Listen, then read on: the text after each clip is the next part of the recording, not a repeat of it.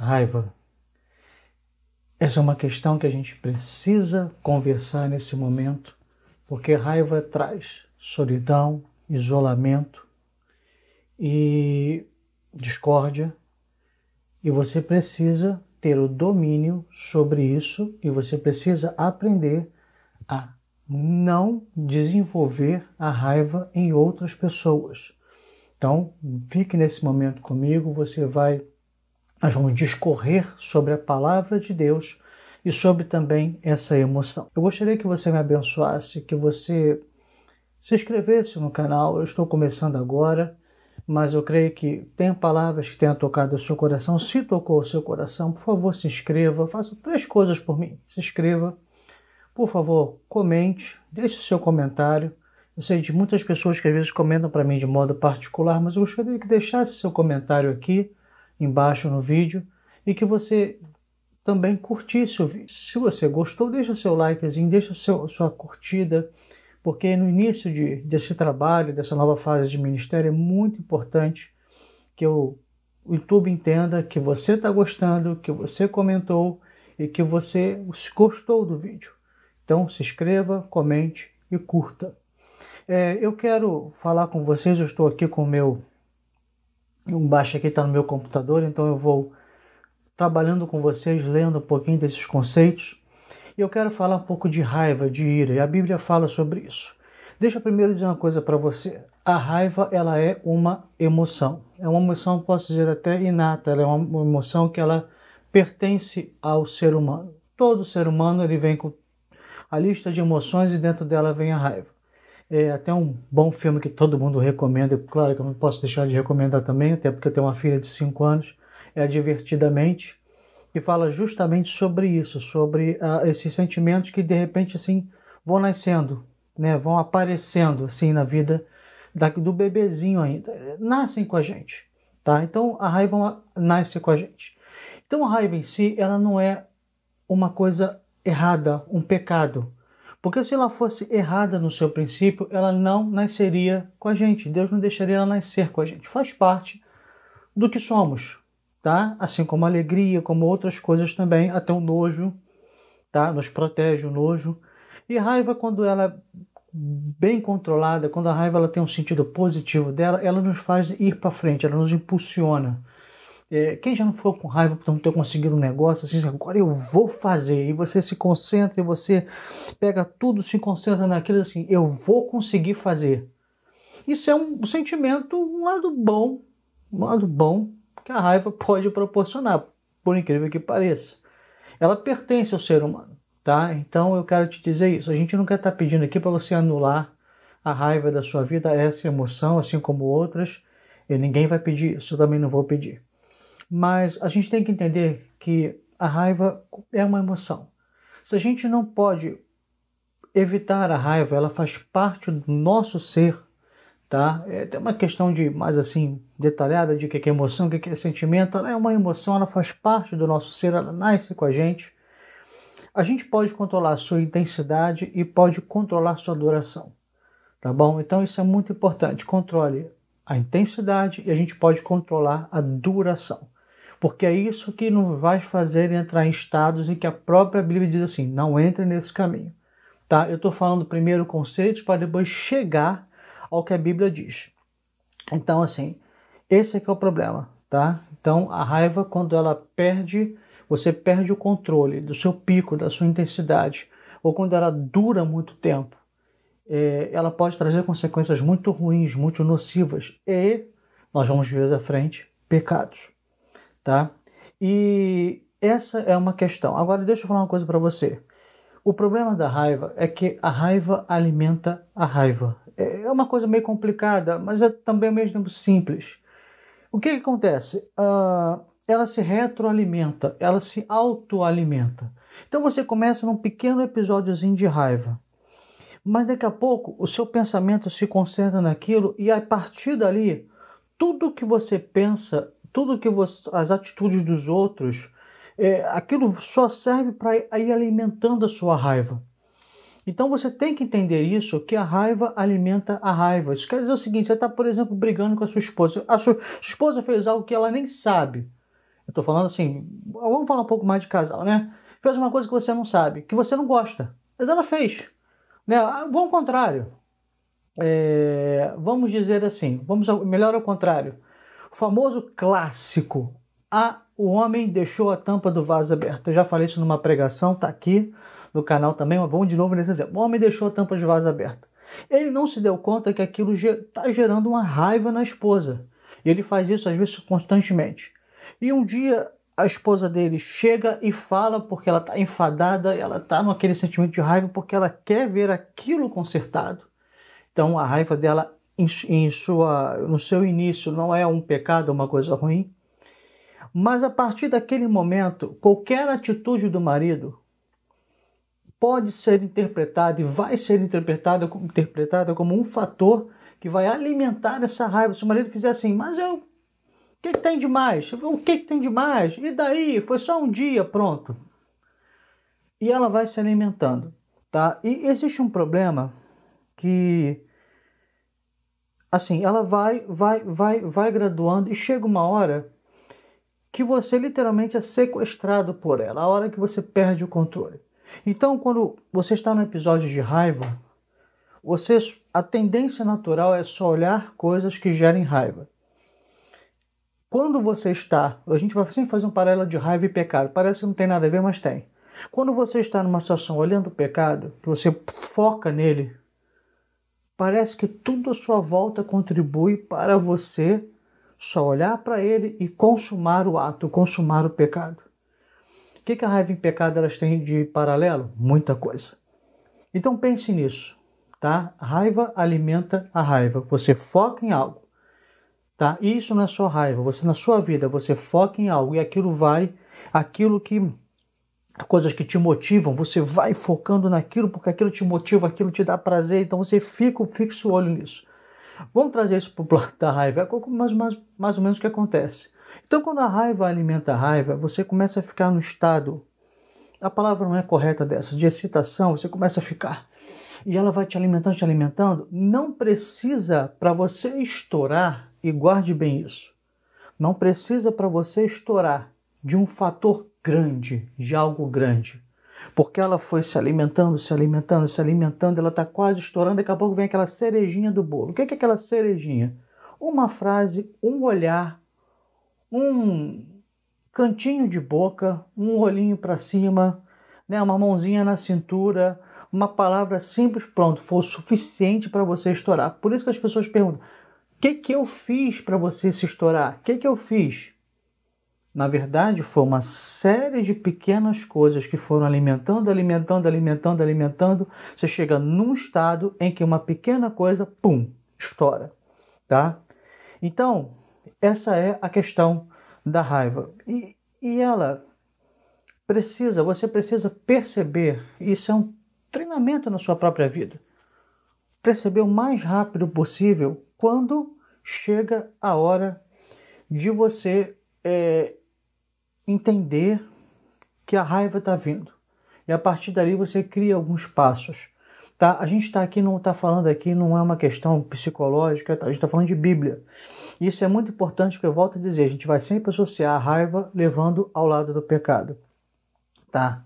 Então você tem que entender uma coisa, você tem que saber. Porque a raiva controlada, ela leva, eu listei 4 coisas aqui, tá? Leva a menos ofensas e menos brigas.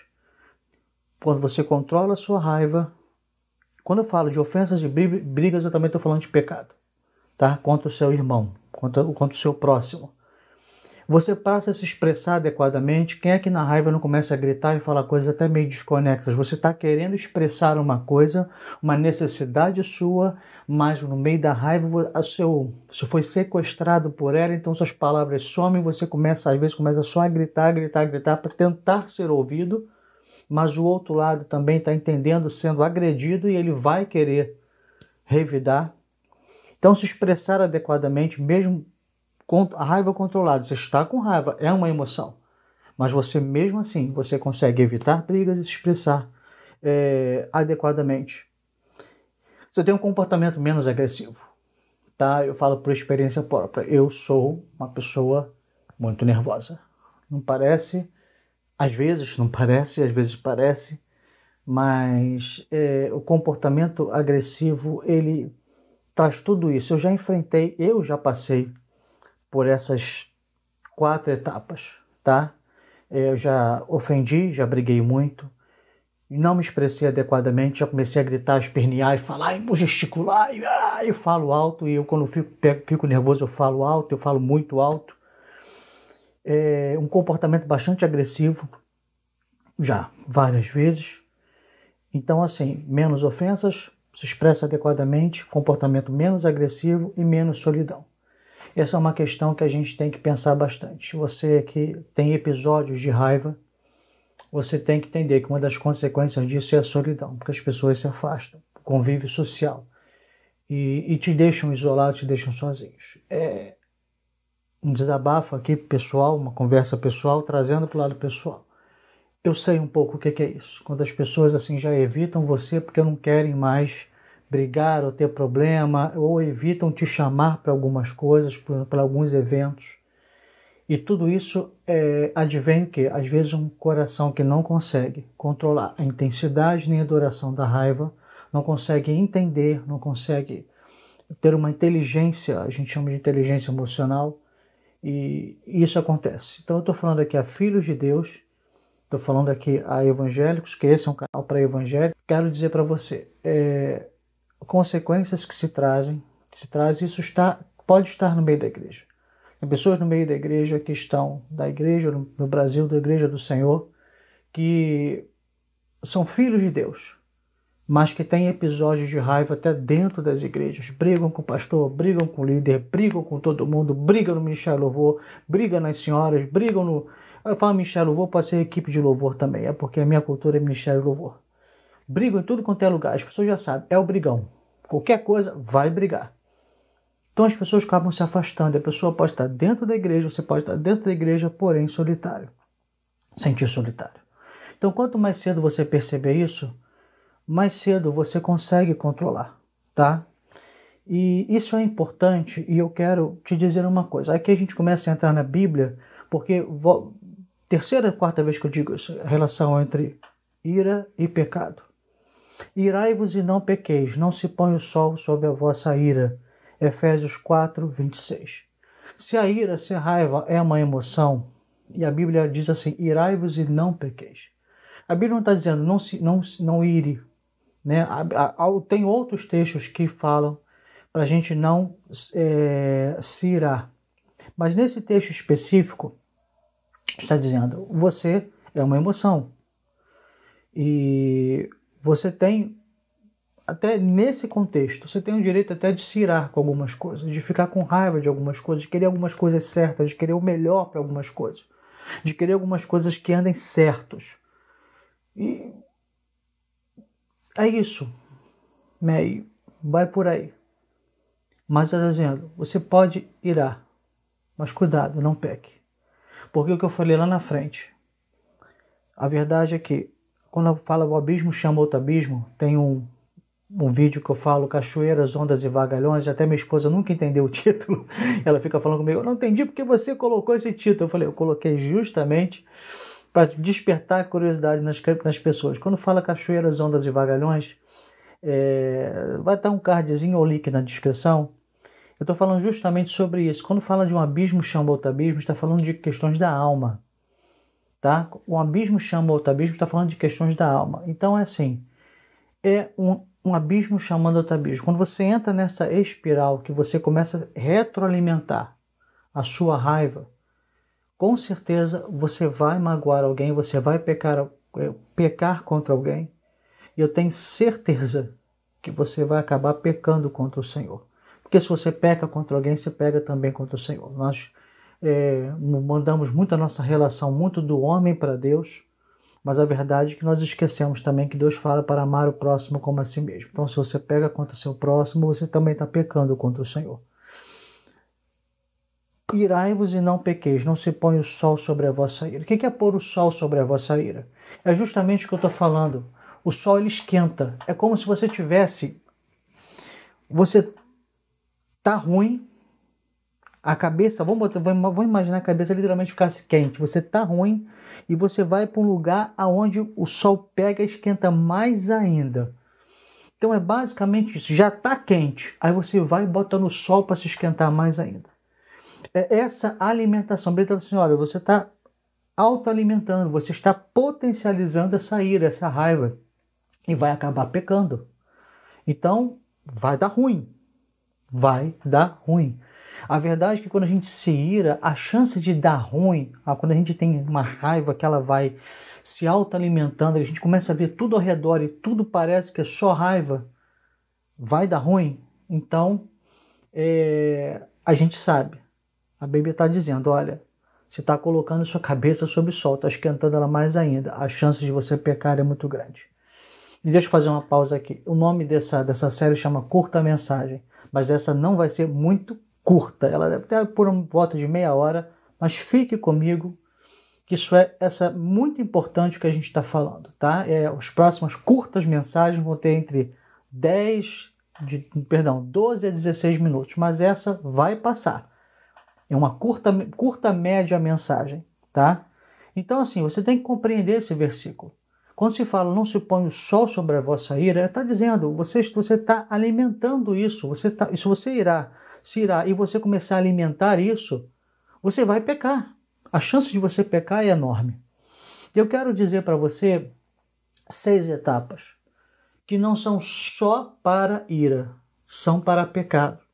6 etapas que também servem, por isso que eu falei, fica mais um pouquinho comigo, não desliga agora não pula não.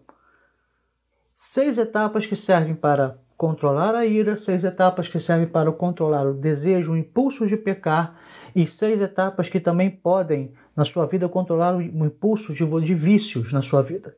Primeiro, a gente tem, isso eu não tirei de mim, tá? Por favor, isso eu tirei de um livro, não é meu esses 6 passos, não são meus. Esses 6 passos. Pare, se acalme e pense antes de agir. Eu sei que isso é difícil quando você tem, por exemplo, a sua mente prática. Se sua mente está sequestrada pela emoção, já era. O que eu estou tentando dizer para você é o seguinte, antes de você entrar nisso, você tem que parar, se acalmar e pensar antes de agir.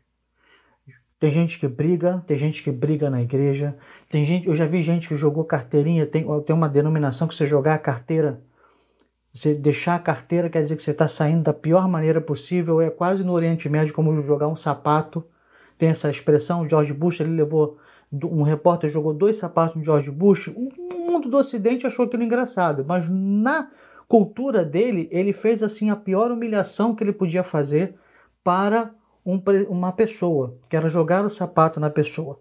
Tem gente que joga carteirinha, tem gente que na raiva pega a carteirinha e joga até desculpa a expressão, eu sou pastor, mas joga na cara do pastor, sai brigando com todo mundo, sai brigando, diz que eu não vou voltar nunca mais aqui, pega seus filhos pequenos e leva embora da igreja. Aí o que acontece? Os filhos crescem, vão para o caminho tortuosos, aí você volta para a igreja e passa o resto da sua vida orando para seus filhos voltarem. Por quê? Por uma atitude de raiva.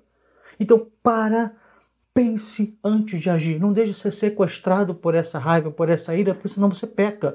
E você pode pecar não só contra você pode pecar contra os seus filhos também. Uma vez você tira, às vezes, família da igreja por um episódio. Quanta gente saiu da igreja por um episódio que se tivesse parado, pensado.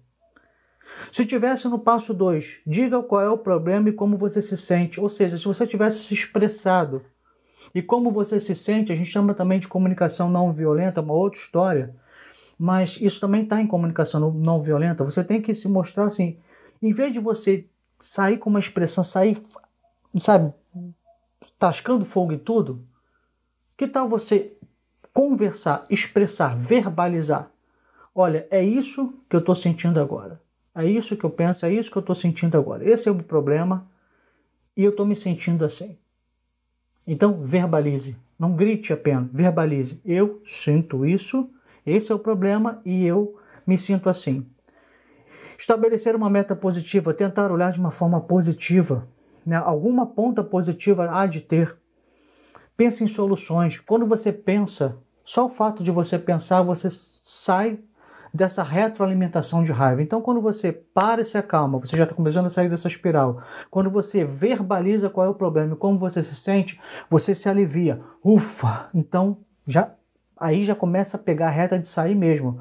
Quando você olha de uma forma positiva, tenta arranjar de uma forma positiva, pensando em soluções, aí você já se acalmou muito. E mais ainda, você tem que prever as consequências. Tem gente que faz atos inconsequentes, mente sequestrada. Isso não pode ser na vida de um cristão. A Bíblia fala de domínio próprio. O cristão deve ter domínio próprio. Por isso que a mente não pode ser sequestrada. Ou seja, a emoção toma conta da razão, ela toma a frente, você faz uma coisa, quando você acaba de fazer, você começa a pensar. Às vezes a pessoa faz uma besteira, volto a dizer, eu estou insistindo nisso, faz uma besteira dentro da igreja, e quando ela está lá fora, assim no sentido que ela saiu, chegou em casa, é que ela começa a raciocinar o que ela fez, porque a mente foi sequestrada. Então, pense em soluções, preveja as consequências dos seus atos. Às vezes você faz um ato com a sua esposa, com seu esposo, com seus filhos, que aquilo vai perdurar pro resto da vida. Um ato errado com nossos filhos pode traumatizá-los pro resto da vida deles. E a sua relação nunca mais pode ser a mesma com eles. Pense nisso. Siga e tente o melhor plano, ou seja, estabeleça uma solução melhor, uma via melhor para aquilo, para o problema. Então sempre há um caminho melhor. Sempre há um caminho melhor. Sempre há um caminho melhor do que gritar, do que espernear, do que botar tudo para fora e se sentir aliviado porque colocou tudo fora. Isso não traz alívio, isso só vai trazer problema. Ok? Agora, eu quero falar assim, pastor, eu não tenho problema de raiva. Tudo bem, mas como é que você pode ajudar talvez alguém que tenha alguém para não ter um disparo de raiva? Você também pode ser um agente para impedir que essa pessoa retroalimente, se autoalimente na raiva até cometer um pecado. A Bíblia diz em Provérbios 15:1, a resposta branda desvia o furor, mas a palavra dura suscita a ira. Então veja bem, qual é a tendência natural do homem? A tendência natural do homem, digo homem, ser humano, quando ele é atacado, é ele reagir na mesma intensidade, né? Eu tenho uma lei de física, lei da física, estou de cabeça aqui, mas acho que é a primeira lei, ação e reação. Então você tem essa tendência. Você também, que às vezes não tem um problema de raiva, você tem que aprender a lidar também com isso. Você pode ser um agente para abençoar vidas. Então, quando vem um ataque contra você, a Bíblia diz de maneira sábia, e há Provérbios, que é um livro de sabedoria. A resposta branda desvia o furor. Mas se você responder no mesmo tom, for com tudo, for para cima, for se vingar, sem ter o desejo de se sentir vingado, de sentir assim, eu vou jogar na mesma moeda e é isso aí, não vou deixar barato, você vai suscitar, você vai aumentar, você vai fazer nascer cada vez mais a ira na vida da pessoa. É uma escolha sua. Ou você vai uma resposta branda e sábia, ou você vai para a guerra com a pessoa. E a tendência do ser humano um pouco é ir para a guerra. E como é que a gente faz isso?